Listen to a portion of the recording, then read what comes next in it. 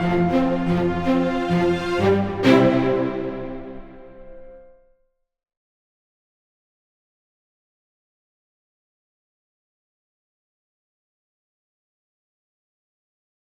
welcome everyone. My name is Dr. Tim Fior, and I'll be your MC for today's program. So I'm very excited and honored today to introduce our speaker, Dr. Michael Greger.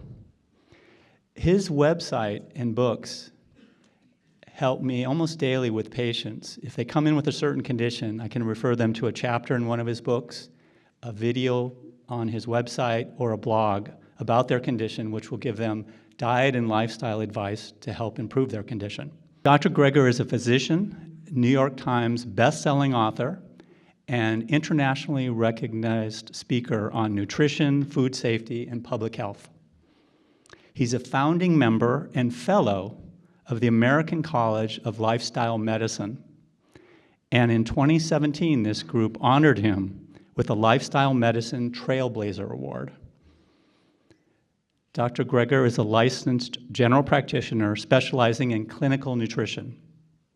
He is a graduate of the Cornell University School of Agriculture and Tufts University School of Medicine. His books, How Not to Die, the How Not to Die Cookbook, How Not to Diet, and why we're here today, How Not to Age, became instant New York Times bestsellers on their release. 100% of all proceeds he has received from his books, DVDs, and speaking engagements are donated to charity. Dr. Greger will be talking today about How Not to Age, based on his recently released book. Please join me in giving a warm welcome to Dr. Michael Greger.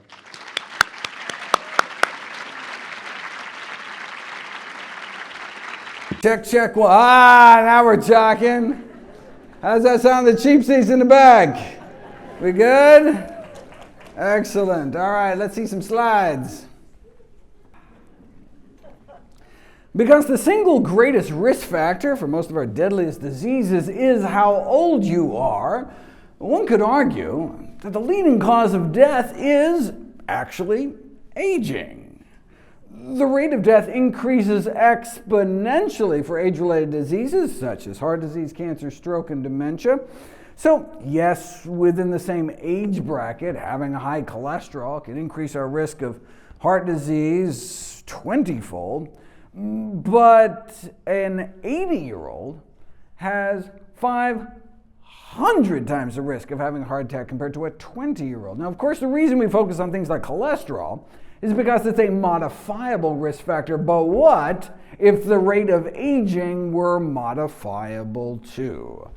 My inspiration for writing How Not to Age was this consensus document compiled by the top leaders in the field to identify the most promising strategies to combat aging. They identified a list of essential pathways, for example, drugs that can block the hormone IGF-1, or drugs to block the pro-aging enzyme TOR. But I realized, wait a second, every single one of these could be regulated through diet. That became the opening section of my book. For example, boosting something called autophagy. At any given time, most of our cells are producing and assembling nearly 10,000 distinct proteins, each of which can become misfolded or damaged at any time and require a cleanup on aisle 3. That's where autophagy comes in.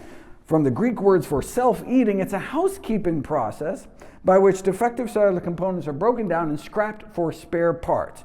It doubles as both salvage operation and quality control, renewing our cells in a sort of cellular reset. As one review put it, the janitor is the undercover boss.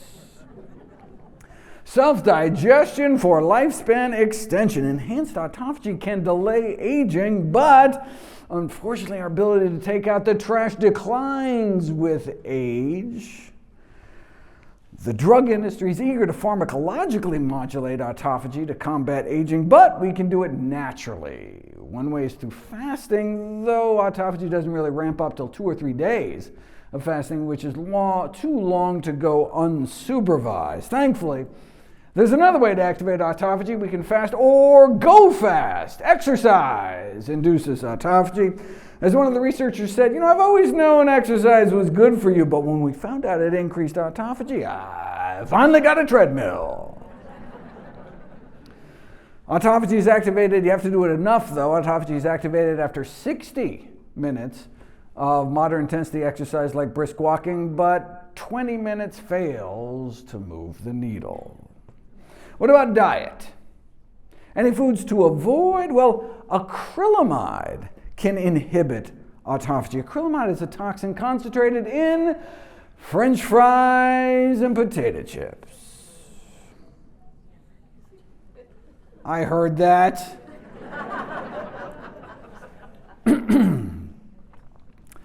It's formed during the frying process. The fact that high acrylamide exposure is associated with as much as double the risk of premature death would be consistent with an anti-autophagy effect, though diminished lifespans among eaters of fatty, salty snacks isn't exactly a revelation. You can't know if it's cause and effect until you put it to the very nice.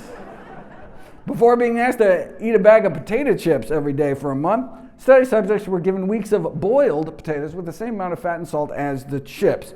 Compared to the fatty, salty, boiled potatoes, their C-reactive protein level shot up 50% on the chips, suggesting chronic ingestion of acrylamide-containing products has a pro-inflammatory effect. However, deep frying causes the formation of all manner of undesired foodborne toxicants, so we can't be sure it was the acrylamide. As one of the earliest geriatric medicine textbooks put it in 1849, frying is an abomination. If you just must have your French fry fix, air frying produces 90% less acrylamide. Anything that can help? Well, starving ourselves generates discomfort, but there is something that activates autophagy that many people find comforting: coffee. About 20 studies have followed more than 10 million people over time, and those drinking 3 cups of coffee a day had 13% lower risk of mortality from all causes put together. And decaf appears to be just as protective, so it's not the caffeine, but rather the chlorogenic acid, the primary antioxidant in coffee, found to enhance autophagy in human cells. More than 100 different coffees have been tested, and the chlorogenic acid levels vary by more than 30-fold. The major contributor to this wide range was Starbucks, with its extremely low antioxidant content, thought to be because they roast their beans so dark that they destroy it. Instant coffee seems fine from an autophagy activation standpoint, and brewed coffee actually has more than espresso.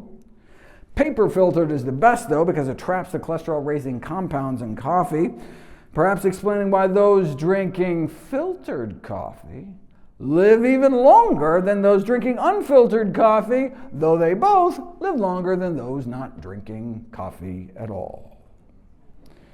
Any food components to activate autophagy?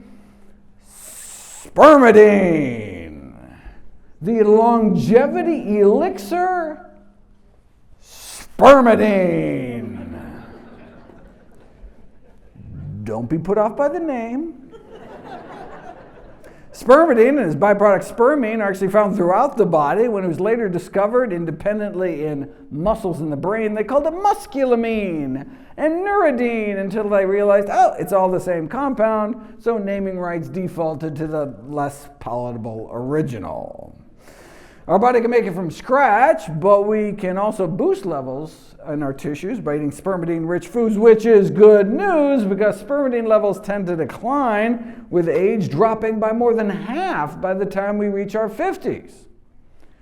This decline is seen across the biological spectrum with a remarkable exception. Naked mole rats, also known by their more cuddly nickname, sand puppy,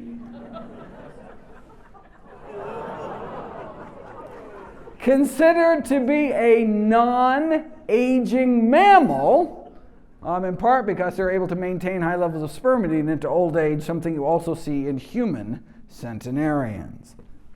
Hundreds of men and women in their 40s through 80s were followed for 20 years, and after looking at 146 components of their diet, the single most predictive of longevity was spermidine. Higher spermidine intake is linked to lower mortality. Those who consume the most spermidine had a reduced risk of death from all major causes, which would be consistent with an anti-aging compound. To prove cause and effect, spermidine was fed to animals, and induction of autophagy by spermidine promotes longevity, increasing the lifespans of mice, for example, by 25%. In a database of more than 1,000 life-extending compounds, among the small subset with the fewest side effects, spermidine has the largest documented lifespan extension. This led some to propose that spermidine may be an anti-aging vitamin. Like when we're young, we may be able to make enough. But as we get older, we may need to start ensuring we're getting enough in our diet to maintain autophagy into old age. Well, if spermidine is going to be considered an anti-aging vitamin, where is that vitamin found? Beans. Beans are said to have the highest natural amounts. A fermented whole soy food called tempeh actually leads the list, followed by plain white button mushrooms, though pig pancreas does take the bronze. The single most concentrated source is wheat germ, since the serving size is just a tablespoon. It's also the cheapest source, costing as little as 2 cents per milligram. These days, you just can't get a lot of pancreas for 2 cents. Does wheat germ actually do anything, though? Let's randomize people to some dinner rolls and find out. A randomized double-blind pilot in which older individuals were secretly slipped some spermidine in the form of bread rolls baked with wheat germ versus placebo rolls made with wheat bran instead. And those with mild dementia improved way beyond all available anti-dementia treatment so far. Admittedly, that isn't saying very much. The latest Alzheimer's drugs don't appear to work at all. All you get for your $56,000 is a dramatically increased risk of swelling or bleeding into your brain. When the FDA approved it anyway, the head of the American Geriatric Society replied, "My head just exploded." To wrap up this section, autophagy is considered the primary system for cleaning the body from the inside out. And we can boost autophagy with aerobic exercise, skipping the fries and chips, drinking coffee, and eating specific foods to reach a daily minimum of 20 milligrams of spermidine a day. I offer similar diet and lifestyle takeaways for the other 10 anti-aging pathways, but also want to touch on the other 3 major sections of the book. Part 2 focuses on the diets and lifestyles of the healthiest and longest lived populations around the world. Studies following identical twins found that only about 25% of the difference in lifespan between people is due to genetics. So for what we can do over the majority of which we have some control, well, the media loves stories about hard-living centenarians who attribute their longevity to some combination of lard vodka and favorite brand of cigarettes. But how do the healthiest and oldest really eat and live? That's what we have the blue zones for, these areas of exceptional longevity around the world where they may have up to 10 times the rate of those reaching triple digits. What lessons can we learn? The Blue Zones organization distilled findings from 150 dietary surveys from the world's longest living people to create a set of 10 food guidelines. The foundation of the Blue Zones food guidelines is make your diet at least 95% plant-based. avoiding highly processed foods, and emphasizing beans as the healthiest source of protein, water is the best beverage, and nuts as the healthiest snack. That's the foundation. The final 5 guidelines are: go easy on fish, eliminate eggs, slash sugar, reduce dairy, and retreat from meat. There are a number of shared Blue Zone lifestyle characteristics, not smoking, daily exercise, but plant-based nutrition appears to be the principal component. No surprise, since the number one risk factor for death in these United States is the American diet. Unsafe sex is bad. A sedentary lifestyle, bad. Alcohol and drugs, especially tobacco, bad. But cigarettes only kill about 500,000 Americans every year, whereas our diet kills even more. We are what we eat, which is good news, because it means we have the power. Changing from a typical diet to a healthier diet would be expected to increase the lifespan of women by about 11 years, men by 13 years. The largest life expectancy gains would be made by eating more legumes, beans, split peas, chickpeas, or lentils, right? So if there was one thing we could eat, legumes for longevity, hummus for health. Then comes whole grains and nuts and eating less meat. And it doesn't take much. In the NIH AARP study, the largest forward-looking study on diet and health in human history, based on its 6 million person years of observation, replacing just 3% of daily caloric intake from animal protein with plant protein, was associated with a 10% decrease in overall mortality. Just swapping 3%. Of all the animal protein sources, eggs were found to be the worst. Swapping in 3% of plant protein for egg protein was associated with twice the benefit, more than 20% lower risk of mortality, having scrambled tofu instead. But does eating healthier actually slow down aging? Adopting a plant-based dietary pattern, especially when rich in healthful plant foods, was associated with a substantially lowered pace of aging. All we need now is an interventional trial to prove cause and effect, and here we go. Randomize hundreds to a diet centered around whole plant foods, or to exercise, or to neither. And though, sadly, the physical activity alone failed to slow the aging process, those randomized to the plant-based dietary intervention group experienced a significant slowing of biological aging. Of course, not just about adding years to your life, but life to your years. An unhealthy aging index was devised to measure functional impairments, vitality, mental health, not just physical health, substituting even just 1% of plant protein for animal protein appeared to lead to significantly less deficit accumulation, and swapping 5% may reduce our risk of dying from the greatest deficit of all, dementia. That may explain, for example, why those who don't eat any meat at all may be up to 3 times less likely to become demented later in life. But again, it's not all or nothing. In fact, the worst thing about humanity's diet is neither animal nor vegetable, but mineral: sodium. Here are the top 5 fatal flaws of our diet. Yes, millions die every year. Not eating enough whole grains, not enough fruit, nuts and seeds, vegetables. But the single deadliest ingredient in humanity's diet is something we're getting too much of. And that is salt, our number one dietary risk factor for death. How do we know its cause and effect? 5 kitchens at a veteran's retirement home were randomized into 2 groups for a few years, offering meals salted either with regular salt or, unbeknownst to them, a 50-50 blend of regular salt, sodium chloride, with a salt substitute like these, potassium chloride. The kind of salt was the only difference between the meals, and cardiovascular disease death rates plummeted 40% in those getting the reduced sodium blend.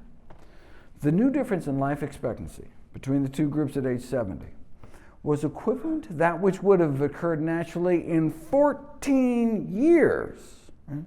Meaning that simply switching to even half potassium salt, for which you wouldn't even be able to taste a difference, effectively made them more than a decade younger when it came to the risk of dying prematurely. What do the likes of the Salt Institute have to say? Well, the presumption that healthier diets would cut healthcare costs was challenged. Indeed, healthcare expenditures increase if lifespan is prolonged. I mean, if people eat healthier or live longer, it could be more expensive. Noting that if tobacco were banned, the increase in expected lifespan would increase the cost of care of old people. Think how expensive it would be if people started taking care of themselves and didn't conveniently die on time.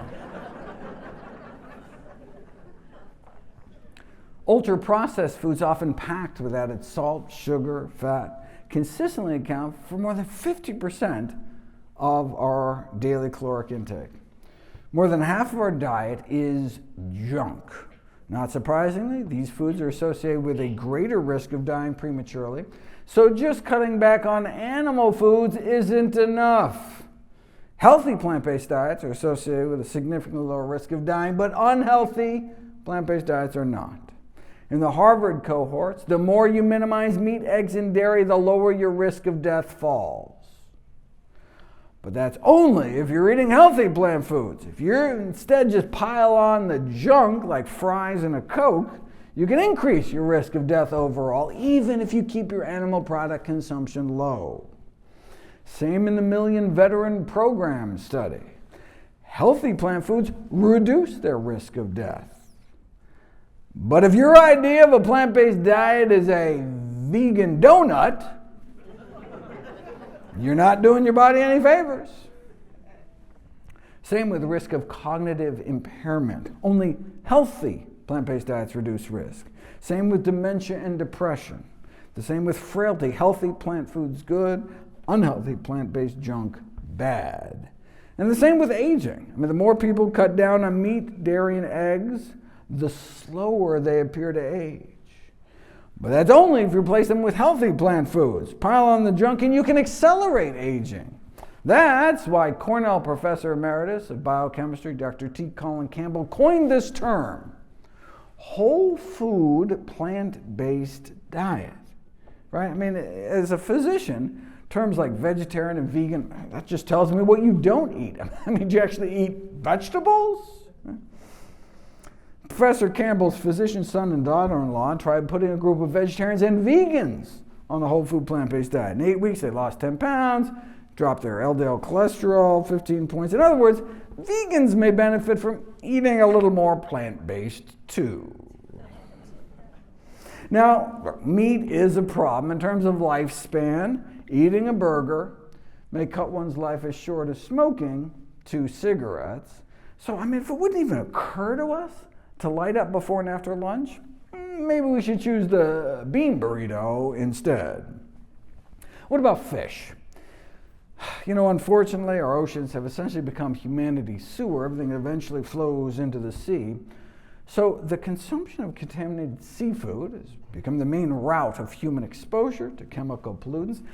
Yes, a variety of foods are affected, but the number one source of DDT? Fish. Number one source of PCBs? Fish. Salmon is the worst when it comes to PCBs, followed by canned tuna. Salmon also has the highest levels of dioxin-like compounds. So on the one hand, fish has long been viewed as a healthy dietary component because of those long-chain omega-3s. But on the other hand, we've so polluted our world that we're now seeing heavy metals, pesticides, flame retardants in fish, forever chemicals, which may explain why, despite their omega-3s, there's been a failure to consistently observe beneficial effects of fish consumption. So look, maybe we had a time machine to go back before the Industrial Revolution, but now we have studies like this, where mice fed farm salmon fillets with common levels of persistent organic pollutants were found to develop insulin resistance, glucose intolerance, abdominal obesity, fatty liver, chronic low-grade inflammation.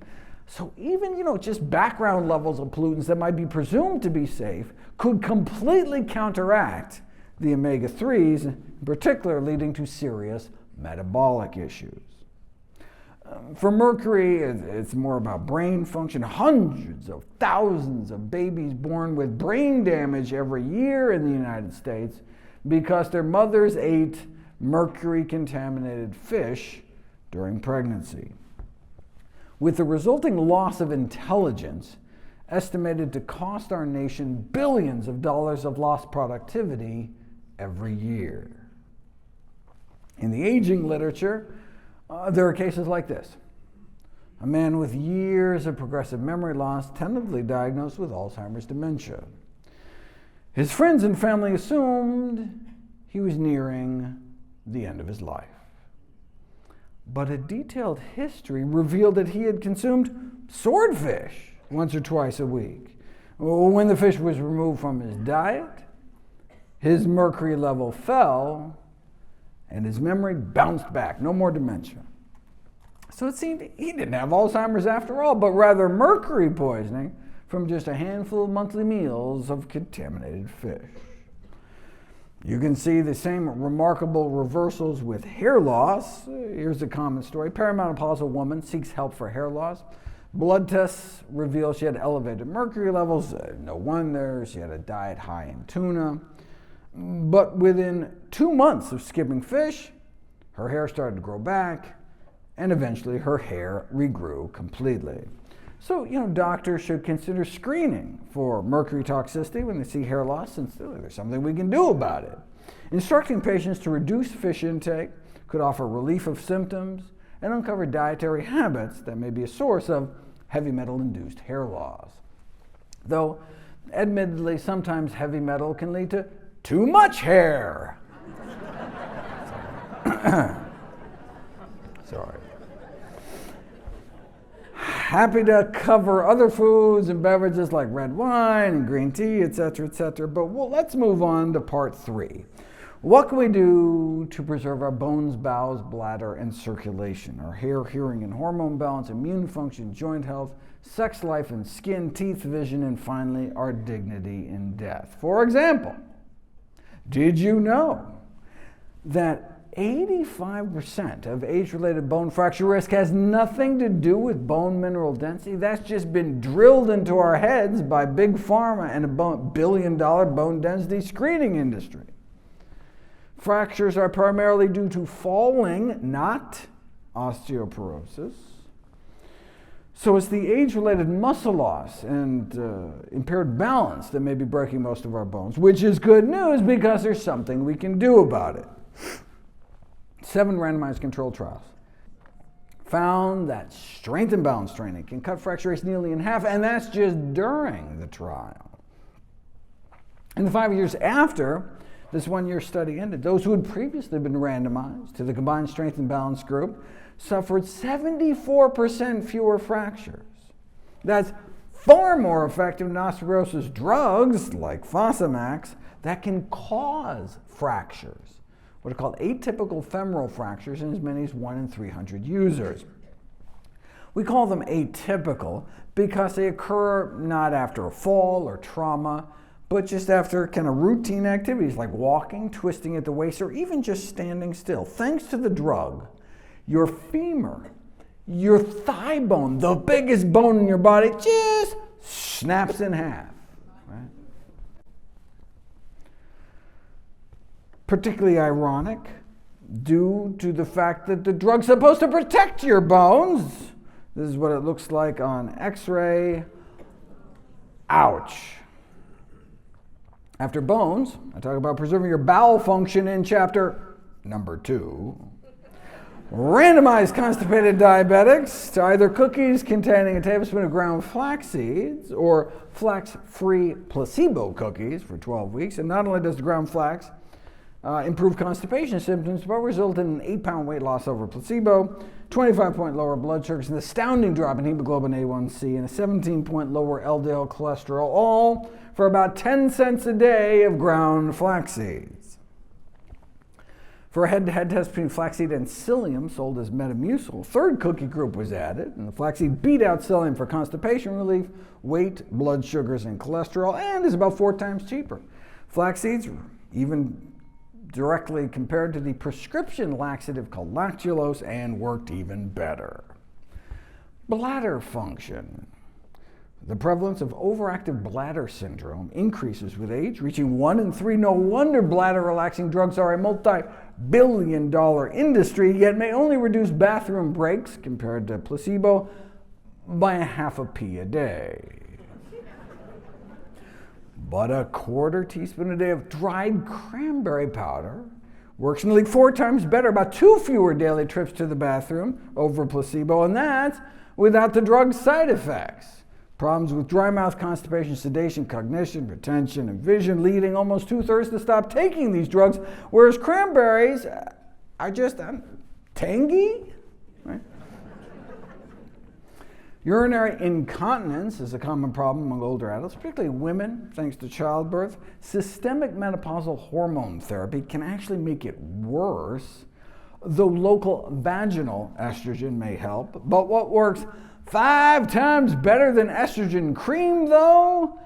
Kegel exercises, pelvic floor exercises, as I detail in the section.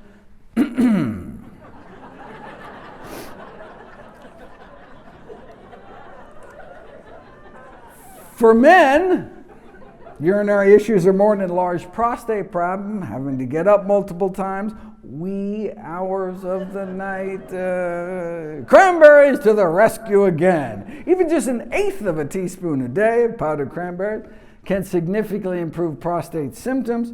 You can buy cranberry powder in bulk at a cost of less than a penny per day. No wonder we've never heard of this research, because there's just no money to be made. What about saw palmetto, the most common herbal supplement used for prostate symptoms?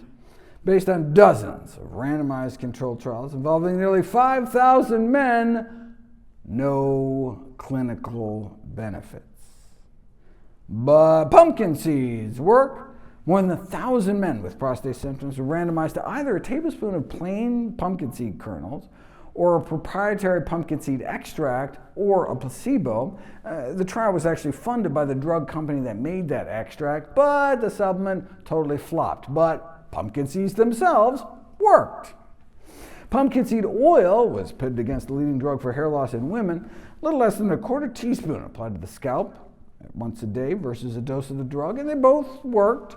Though the drug worked better, rosemary oil, however, may be more closely matched. 100 balding men were randomized to twice-a-day minoxidil-like Rogaine versus a rosemary lotion. Significant comparable effects in hair counts, improvements in hair counts in both groups. The rosemary lotion appeared to work as well as the drug.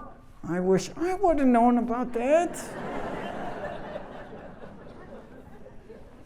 If you want to give it a DIY try, you can pre-mix about 10 drops of rosemary essential oil to each fluid ounce of your favorite lotion and rub a quarter teaspoon into your scalp twice a day.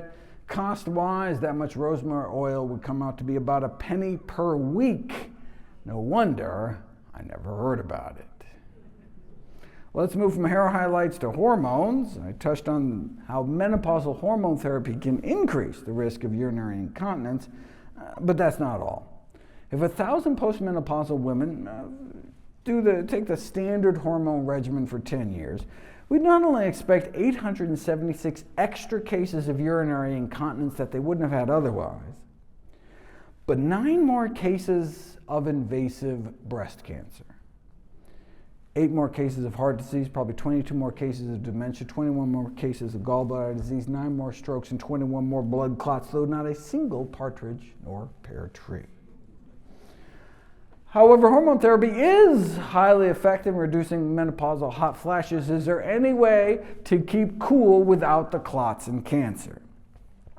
Well, in the U.S., Menopausal hot flashes are considered inevitable, but there isn't even a word for hot flash in the Japanese language. This may be due to their greater consumption of soy foods, though you don't really know until you put it to the test. Harvard funded a randomized crossover trial of a half a cup of unsalted soy nuts a day, and within 2 weeks achieved, compared to the control group, a 40 to 45% reduction in hot flashes. Given that a plant-based diet may also be effective for managing menopausal symptoms, researchers decided to combine the two.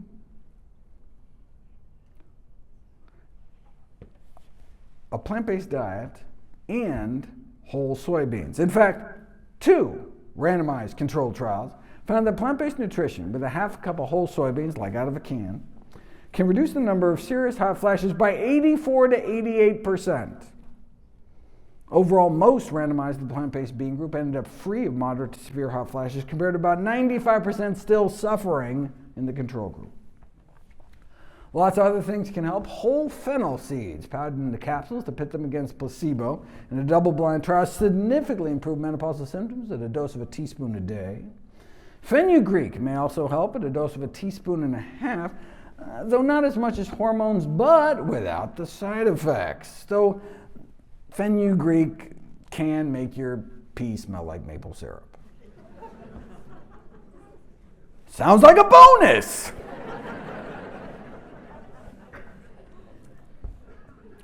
The nice thing about studying spices, entire sufferings can be stuffed into pills so you can do placebo-controlled trials. A quarter teaspoon of black cumin powder led to significant improvements over placebo in memory and other tests of cognition within 9 weeks. Quarter teaspoon a day significantly improved brain function. Black sesame seeds, less than a teaspoon a day of ground black sesame seeds stuffed into capsules against placebo, drove down systolic blood pressures by about 8 points within a month. Sustained, that alone could cut your risk of having a stroke by about a quarter and is delicious. What else can we powder? Strawberries. Osteoarthritis patients were randomized to 2 ounces of freeze-dried strawberry powder versus a fake like strawberry colored and flavored placebo powder. And compared to placebo, the real strawberry significantly decreased constant pain, intermittent pain, and total knee pain, and significantly improved disability and overall quality of life. The reason we care is that osteoporosis is the most frequent cause of physical disability among older adults, yet how do we treat it? Acetaminophen, Tylenol, is considered the first-line painkiller, but guess what? It doesn't work much better than a sugar pill, but at least it's not going to make matters worse like other things we doctors have dreamed up, like steroid injections, which actively worsen joint deterioration and don't even offer better pain relief than placebo. Or arthroscopic surgery, which may end up tripling our risk of ending up having to get a total knee replacement. So look, even if this strawberry study is like some total fluke, what's the worst that can happen? Tastier smoothies? And less than a quarter of a teaspoon of ground ginger a day can beat out placebo for joint pain. Researchers conclude ginger is recommended as a safe drug for these patients, but by drug, they're just talking about a few pinches of the ground ginger you can buy at any store. There was even a study on topical ginger, at least when applied to the scrotum. Paper-thin slices of ginger applied over the inflamed testicles, and the researchers were on the ball. Healing nearly 3 times faster than the control group. Okay, so far I've touched on preserving your bones, bowels, bladder, hair, hormones, and joints, but preserving your mind is the largest chapter in the book, as dementia is one of our most pressing public health problems and most feared condition of later life. There's this common misconception that we have no control of whether or not we're going to develop dementia or not. But the good news is that although Alzheimer's may be incurable, at least it is preventable. there is this growing consensus that what's good for our hearts is good for our heads, because clogging of the arteries inside the brain with atherosclerotic plaque is thought to play a role in the development of Alzheimer's disease. This is what our cerebral arteries should look like: open, clean, allowing blood to flow. This is what atherosclerosis in our head looks like. Clogged with cholesterol, closing off our arteries, clamping down on blood flow. What kind of brain arteries do you want in your head? Too much cholesterol in our blood is unanimously recognized to be a risk factor for Alzheimer's disease. Those with a total cholesterol of 225 or more, which is not that uncommon, may have nearly 25 times the odds of ending up with amyloid plaques in their brains 10 to 15 years later. Cholesterol explains how the Alzheimer's gene ApoE4 ravages the brain. After all, what is ApoE, the Alzheimer's gene? What does it code for? The primary cholesterol carrier inside the brain. LDL cholesterol, and those are the bad gene variants of ApoE, averages 40 points higher. But switch people to a diet lower in animal fat, and diet can trump genetics. This may explain the so-called Nigerian paradox, where they have among the highest rates of the Alzheimer's gene, but among the lowest rates of Alzheimer's disease. How is that possible? Genes load the gun, but lifestyle pulls the trigger. The paradox may be explained by their low cholesterol levels thanks to a diet low in animal fat. Human beings may have evolved to maintain an LDL cholesterol of around 25. I mean, the average in the Western world is more like 120. No wonder heart disease is the leading cause of death in high-income countries. And what's killer number 2? Dementia. So this helps explain why the so-called Alzheimer's gene is the single most important gene when it comes to longevity too, which is good news, because even if we've been dealt some bad genetic cards, we still may be able to reshuffle the deck with diet. So, in terms of dietary guidelines for the prevention of Alzheimer's, we should center our diets around vegetables, legumes, fruits, and whole grains. In other words, the dietary pillar of lifestyle medicine, whole food, plant-based nutrition. Or if that's too difficult a concept, plants, and more plants. Any plants in particular? Note that Loma Linda's Alzheimer's prevention program singles out berries and greens. When the cognition of hundreds of twins was followed over a decade, consuming the berry pigments found in a quarter cup of blueberries a day or a single cup of strawberries was associated with slowed cognitive aging by about 4 years. And nearly all the randomized controlled trials of blueberries and cognitive function show an improvement in brain function, perhaps because blueberry consumption can improve blood flow to certain critical regions inside the brain. Now, the one study that flopped mixed the berries with milk. And we know the addition of milk prevents the artery protective effects of tea and prevents the bump in antioxidants in our bloodstream one would normally get eating dark chocolate, and impairs the absorption of those autophagy activating compounds in coffee. What about mixing berries and cream? Well, the antioxidant activity of blueberries isn't just impaired by milk. Check this out. Researchers found that the total antioxidant capacity of our bloodstream, measured 2 different ways, shoots up within an hour of consuming a cup and a half of blueberries with water, and remains elevated 5 hours later. Now, with milk, maybe we'd think maybe a little less of a bump, but instead, they ended up even worse than when they started. After eating a whole bowl of blueberries, they ended up with less antioxidant capacity in their body because they ate them with milk. This appears to be a casein effect, and so one doesn't have to worry about any of the other kind of milks on the market.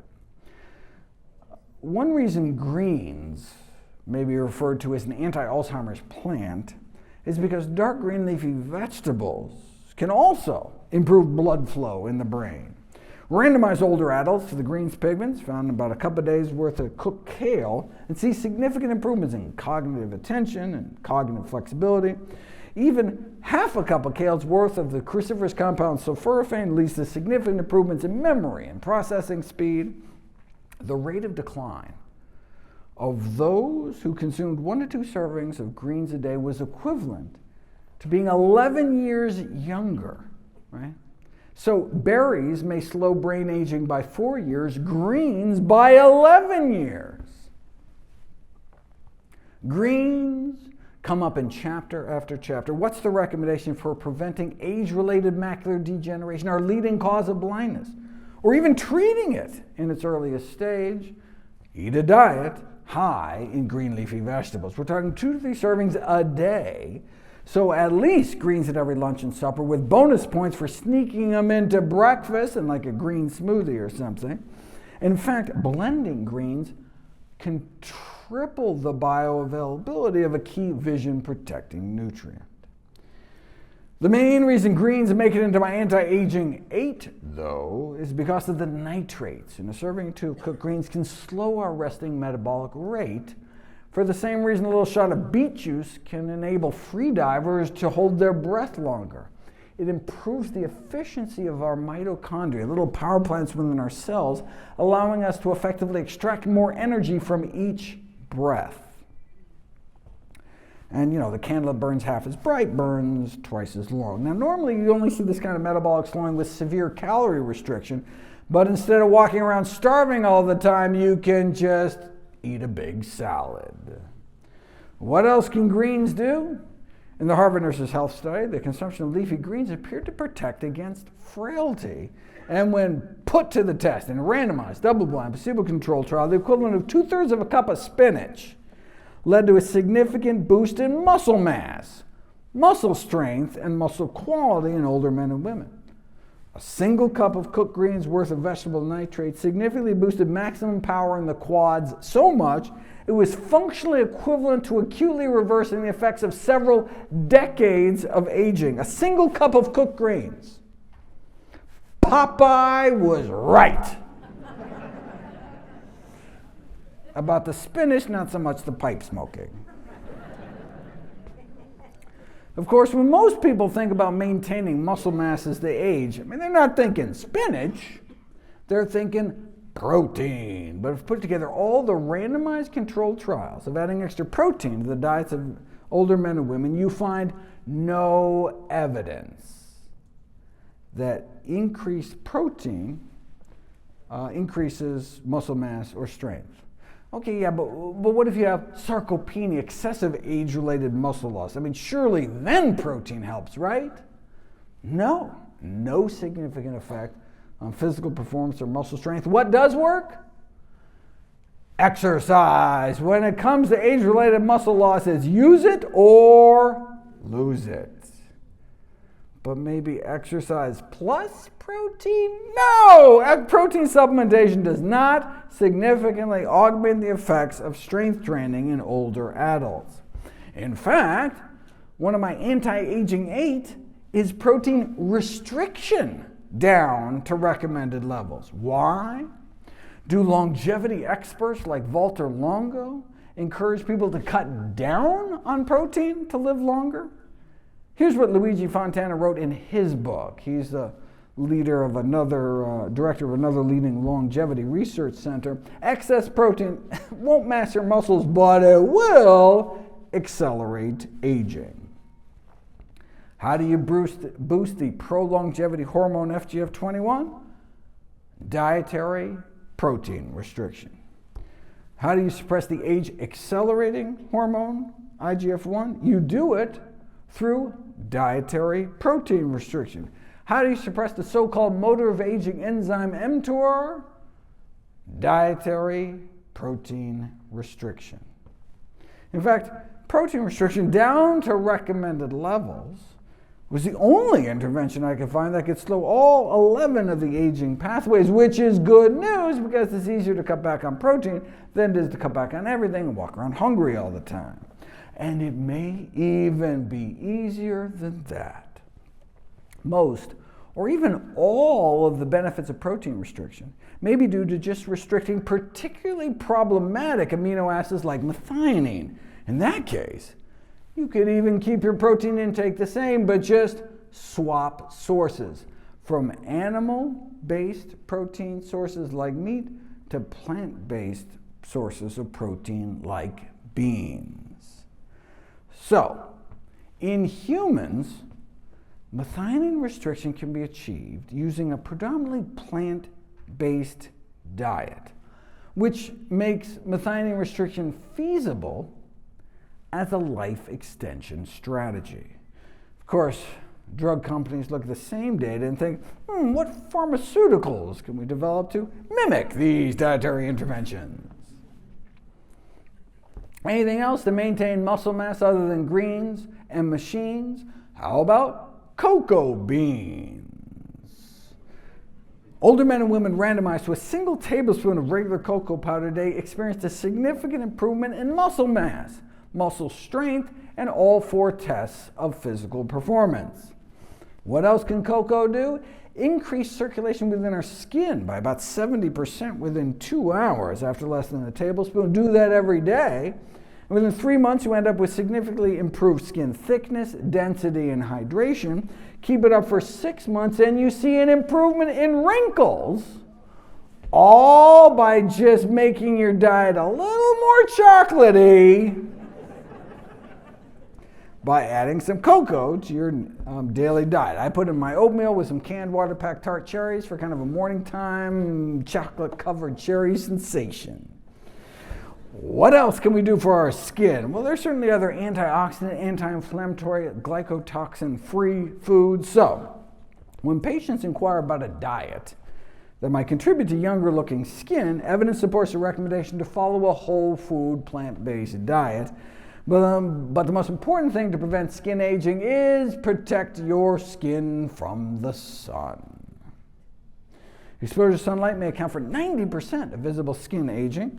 That's why dermatologists agree there's nothing more important we can do to slow the signs of aging than to protect your skin from the sun, even if you live up here.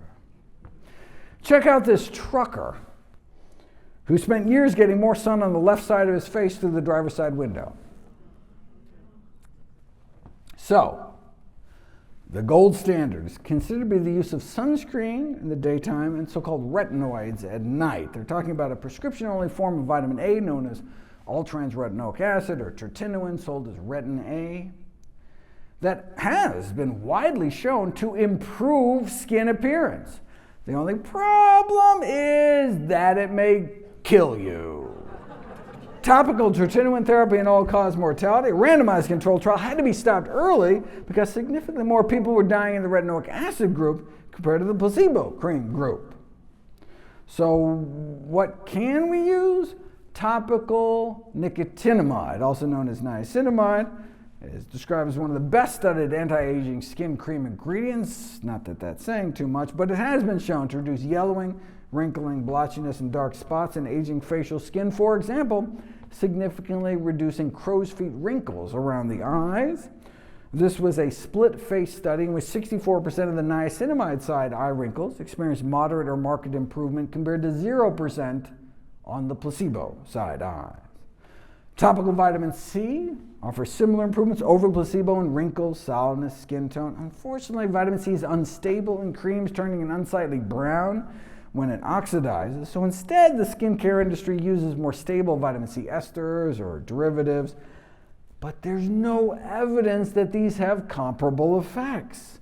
But the good news is you can just make your own. The 10% solution used in the study retails for a ridiculous $127 an ounce, but you can make a DIY solution more than 2,000 times cheaper by just buying ascorbic acid in bulk, mixing 3 grams to 30 grams in water at a cost of about a nickel per ounce. Drip a few drops in the palm of your hand, apply to your face, neck, and upper chest daily. Just don't get it into your eyes. And look, You can do the same thing with niacinamide, which is even more ridiculously priced. But you can buy it in bulk as well at a 5,000% discount. I could go on and on. The book certainly does. But let me close out by going back to the basics. From the anti-aging journal Rejuvenation Research, finally, a regimen to extend life expectancy. Was there some exotic new stem cell treatment or gene therapy? No. It was a reference to this Harvard analysis. More than 100,000 men and women were followed for decades, and just a few basic lifestyle behaviors appeared to translate into 12 to 14 years of extra lifespan for the average 50-year-old. Even at age 50, maybe they're able to add an extra dozen years of healthy life. Even at age 70, there's still maybe about 10 years left on the table. And if you clean up your life before age 50, nearly 18 years may be up for grabs based on simple common sense behaviors. And that's the kind of life extension extrapolating from these animal experiments. But after decades of research, hundreds of millions of dollars later, the efforts to translate these results into humans have largely been in vain. Yet here we are with human data suggesting dramatic life extension is available to all of us right here, right now. We already have that trillion-dollar anti-aging pill that biotech has been promising us. It just has to be administered in the produce aisle and the gym. Turning back the clock, not with a drug or a DeLorean, but just by eating and living more healthfully. What do I mean? Well, a midlife shift between ages 45 and 64 to even the barest of minimums. At least 5 servings of fruits and vegetables a day, walking just like 20 minutes a day, maintaining a healthy weight and not smoking can result in a substantial reduction in mortality even in the immediate future. We're talking a 40% lower risk of dying in the subsequent 4 years. The researchers conclude that making the necessary changes to adhere to a healthy lifestyle is extremely worthwhile, and middle age is certainly not too late to act. We hold the power. Okay, so I was only able to get to about 100 studies. How Not to Age ended up with over 13,000 citations. So I was only able to cover about 1% of the book today. For the other 99%, you'll have to go to your local public library. But if you do have a book with you, I'd be happy to sign it. And all proceeds I receive from all the sales of my book goes directly to charity. I just want you and your loved ones to enjoy the longest, healthiest life. Thank you.